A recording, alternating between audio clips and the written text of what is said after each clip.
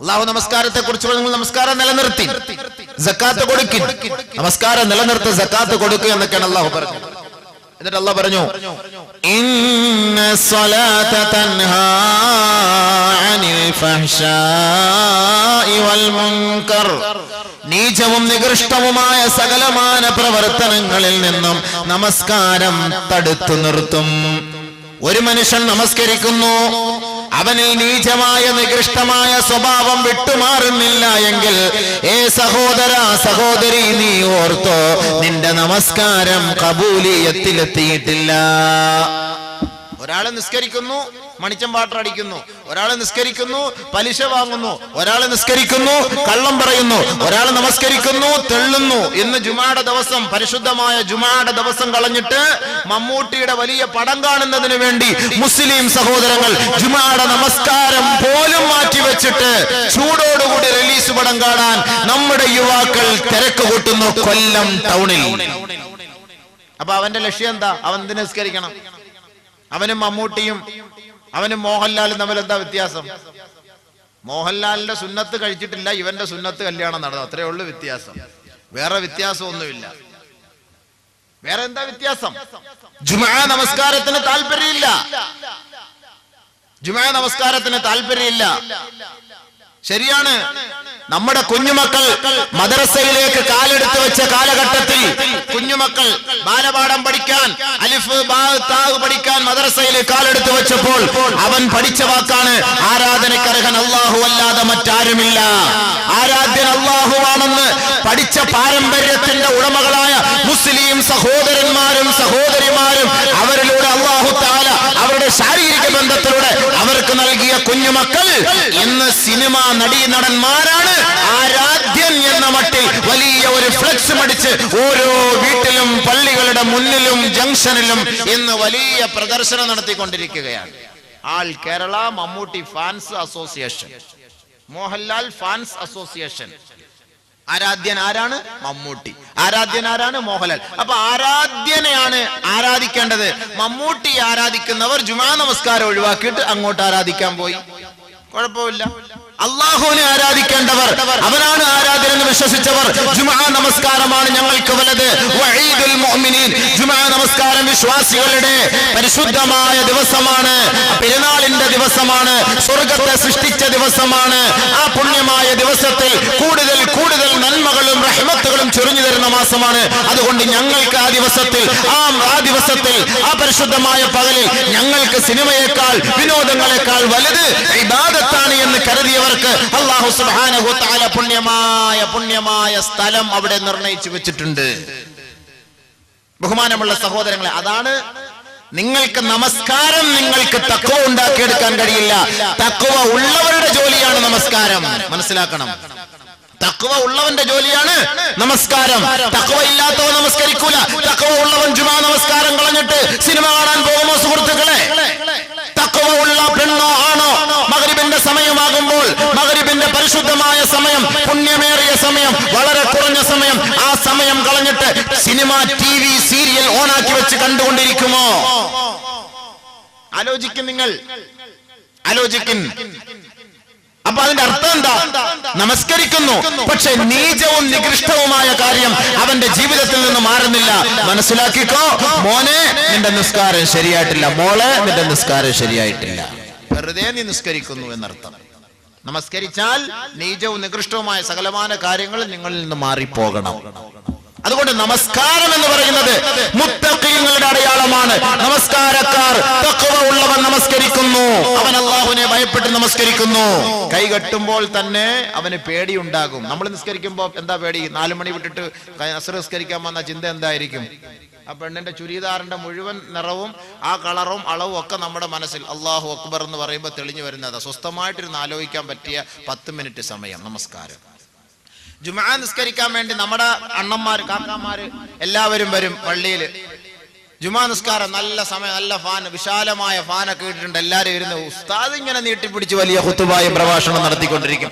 ഇവരിങ്ങനെ ഉസ്താദ് പറയുന്ന എല്ലാം ശരിയാണ്, എല്ലാം കറക്റ്റാണ്.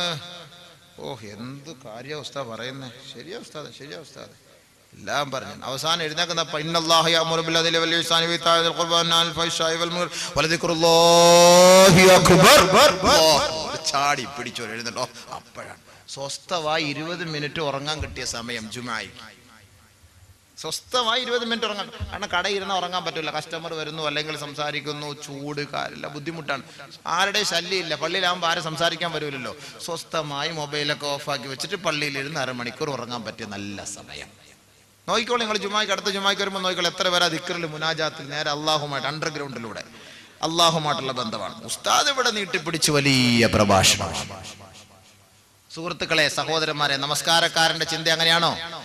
أن علي رضي الله تعالى عنه علي رضي الله تعالى عنه إذا أراد القيام في الصلاة നമസ്കാരത്തിലേക്ക് നിൽക്കാൻ ഉദ്ദേശിച്ചു കഴിഞ്ഞാൽ, നമസ്കാരത്തിലേക്ക് നിൽക്കാൻ ഉദ്ദേശിച്ചാൽ മതി.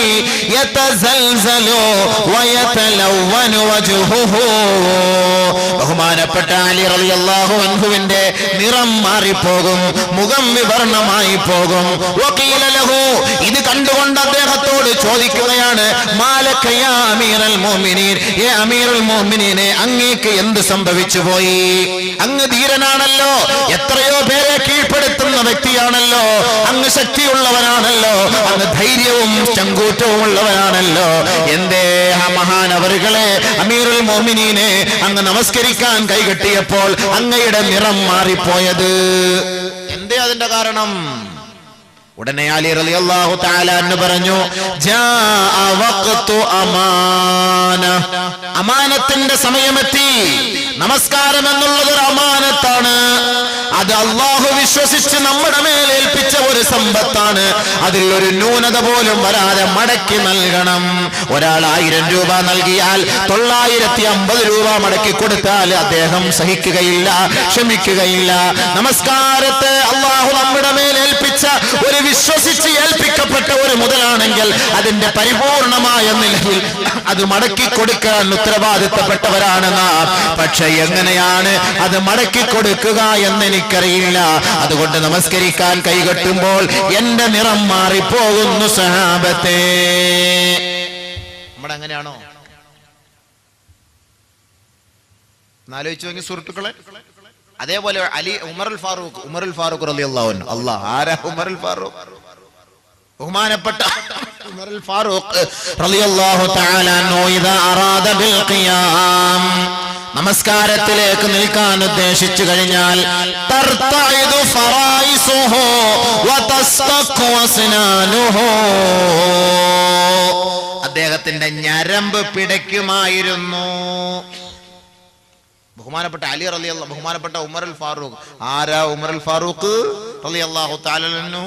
പരിശുദ്ധമായ കഅബയുടെ പൂമുഖത്ത് പരസ്യമായി തവാഫ് ചെയ്യാൻ ചങ്കൂറ്റം കാണിച്ച ബഹുമാനപ്പെട്ട ഉമറുൽ ഫാറൂഖ് റളിയല്ലാഹു തആല അൻഹു ഖുറൈശി കോട്ടകൊത്തളങ്ങൾ മുഴുവനും ബഹുമാനപ്പെട്ട ഹബീബായ തങ്ങളെയും സഹാബാക്കളെയും വകവരുത്തുന്നതിന് ഗൂഢാലോചന നടത്തിക്കൊണ്ടിരിക്കുമ്പോൾ അല്ലാഹുവിന്റെ റസൂലിന്റെ സമക്ഷത്തിൽ പോയിട്ട് പറയുന്നു, യാ റസൂലല്ലാഹ്, എനിക്ക് അനുവാദം നൽകണം നബിയേ, പരിശുദ്ധമായ കഅബയെ തവാഫ് ചെയ്യാൻ അനുവാദം നൽകണം നബിയെ എന്ന് ബഹുമാനപ്പെട്ട ഉമറുൽ ഫാറൂഖ് റളിയല്ലാഹു അൻഹു ബഹുമാനപ്പെട്ട ഹബീബായ തങ്ങളോട് പറഞ്ഞപ്പോ, അല്ലയോ ഉമറേ, നീ ധൃതി കാണിക്കരുത് ഉമറേ, ധൃതി കാണിക്കരുത് ഉമറേ, നമ്മൾ ഇന്നാ ഖലീൽ, നമ്മൾ വളരെ കുറഞ്ഞവരാണ്, നമ്മൾ കുറച്ചുപേരേ ഉള്ളൂ, അതുകൊണ്ട് ധൃതി കാണിക്കരുത്. നമ്മുടെ ദീൻ കുറച്ചുകൂടി വ്യാപിക്കട്ടെ, പരസ്യമാകട്ടെ, ആൾബലം അംഗബലം കൂടട്ടെ, അതിനുശേഷം നമുക്ക് ഒരുമിച്ച് പോയി കഅബ തവാഫ് ചെയ്യാം. ഇപ്പോൾ കുഫാറുകൾ നിറഞ്ഞിരിക്കുകയാണ്, അവരുടെ കൈകളിലാണ് പരിശുദ്ധമായ കഅബ.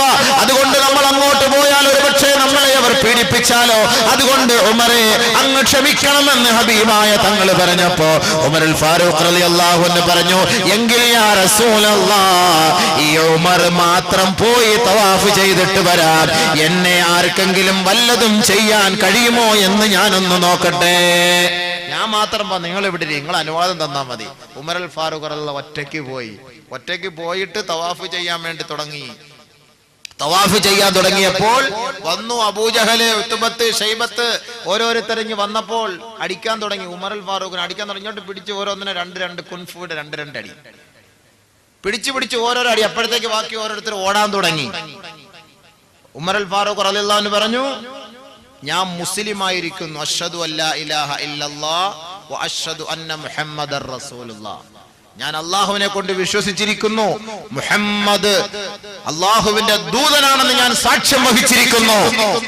ഈ ഖുറൈശി കുടുംബത്തിൽ അതല്ലെങ്കിൽ ഈ മക്കക്കാരിൽ ആർക്കെങ്കിലും എന്റെ ഹബീബായ തങ്ങളെ അല്ലെങ്കിൽ എന്നെ അല്ലെങ്കിൽ എന്റെ സഹപ്രവർത്തകരെ വല്ലതും ചെയ്യാൻ കഴിയുമെങ്കിൽ തന്റെ ഇടമുള്ളവർ, ചങ്കൂറ്റമുള്ളവർ കടന്നു വാ. ബഹുമാനപ്പെട്ട ഉമർ ഫാറൂഖിന്റെ വാക്കുകേട്ട് ആരുടെ അടുത്ത് വരുമോ? എല്ലാണോ ഓടി നബി സല്ലല്ലാഹു അലൈഹി വസല്ലം തങ്ങളുടെ അടുക്കലേക്ക് മടങ്ങി വന്നിട്ട് നബി സല്ലല്ലാഹു അലൈഹി വസല്ലം തങ്ങളെ പറഞ്ഞു, നബിയെ വാ, എല്ലാവരും ഒതുക്കി, ഞാൻ ഒതുക്കി, എല്ലാവരെയും ഒതുക്കി, വാ, സമാധാനമായിട്ട് നമുക്ക് പോയി തവാഫ് ചെയ്യാം. ആദ്യമായി ബഹുമാനപ്പെട്ട ഉമർ അൽ ഫാറൂഖ് റളിയല്ലാഹു അൻഹുവിനോടൊപ്പം നബിയും സഹാബാക്കളും പോയി സ്വസ്ഥമായ നിലയിൽ തവാഫ് ചെയ്തു. ഉമർ അൽ ഫാറൂഖിന്റെ വീര്യം, ധൈര്യം അത്രത്തോളമാണ്. ഈ ഉമർ അൽ ഫാറൂഖ് റളിയല്ലാഹു അൻഹു നമസ്കാരത്തിലേക്ക് നിൽക്കാൻ ഉദ്ദേശിച്ചപ്പോൾ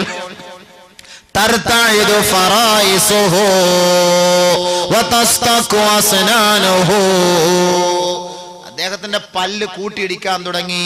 തണുപ്പിൽ പല്ല് കൂട്ടിയിടിക്കുന്നത് പോലെ വിറയ്ക്കാൻ തുടങ്ങി. ഞരമ്പുകളൊക്കെ തെളിഞ്ഞു നിൽക്കാൻ തുടങ്ങി. വിറയൽ, ഒരു വല്ലാത്ത പേടി അനുഭവപ്പെടുമ്പോ ഇങ്ങനെ ഉണ്ടാകാറുണ്ടല്ലോ, സ്പന്ദനം കൂടും. എന്താണ്? എന്തേ അമീറുൽ മുഅ്മിനീനെ, അങ്ങ് വീരനാണല്ലോ, അങ്ങ് ധീരനാണല്ലോ, അങ്ങ് വീരശൂര പരാക്രമിയാണല്ലോ, പരസ്യമായി കഅബയുടെ പൂമുഖത്ത് പോയി തവാഫ് ചെയ്യാൻ ചെങ്കൂറ്റം കാണിച്ച അങ്ങ് നമസ്കാരത്തിലേക്ക് നിൽക്കുമ്പോൾ എന്തേ ഇങ്ങനെ ഭയപ്പെടുന്നത്? അമാനത്തിന്റെ സമയം എത്തിയിരിക്കുകയാണ്. ലാ അദ്രി കൈഫ ഉദ്ദിഹാ, അതെങ്ങനെ മടക്കി കൊടുക്കണമെന്ന് എനിക്കറിയില്ല. ഞാൻ മടക്കി കൊടുക്കുമ്പോൾ അതിൽ വല്ല ന്യൂനതകളും സംഭവിച്ചു പോയാൽ അള്ളാഹു അതെന്റെ മുഖത്തേക്ക് ചുരുട്ടിക്കൂട്ടി എറിയുമോ എന്ന് ഞാൻ ഭയപ്പെടുകയാണ്. നമസ്കാരത്തിന്റെ കാര്യം പറയുന്നത്, എന്റെ വിഷയം അതല്ല. പക്ഷെ എങ്കിലും ഞാൻ പറയാം, തഖ്വ ഉള്ളവരെ കൊണ്ട് ഇതൊക്കെ സാധിക്കും. നമ്മൾ നിസ്കരിക്കുമ്പോ അങ്ങനെയാണോ? ഉസ്താദ് ഏത് സൂറത്താ ഓതിയെന്ന് നിസ്കാരം കഴിഞ്ഞ് ചോദിച്ചാൽ ഏത് സൂറത്താന്നോ എന്തോ ഉസ്താദ് ഓതി, ഏതോ ഒന്ന് ഓതി. നിസ്കാരം കഴിഞ്ഞ് എന്നോട് ചോദിച്ചാൽ ഏത് സൂറത്താ ഉസ്താദ് ഓതിയത്? നമ്മുടെ നിസ്കാരം അതാ. 3 റക്അത്ത് ഉസ്താദ് നിസ്കരിച്ച് സലാം വീട്ടി, എല്ലാരും മറന്നു പോകും, ആരും ഓർത്ത് കാണൂല. നമ്മുടെ ഫിക്ർ എവിടെ? നമ്മുടെ ഫിക്ർ എവിടെ? ചിന്ത എവിടെ? ഇതാണ് നമ്മുടെ നമസ്കാരം. തഖ്വ ഉള്ളവർക്ക് ഇങ്ങനെ നിസ്കരിക്കാൻ കഴിയോ? തഖ്വ ഇല്ലാത്തവരുടെ ഈ നിസ്കാരം അശ്രദ്ധയായി പോകുന്നു.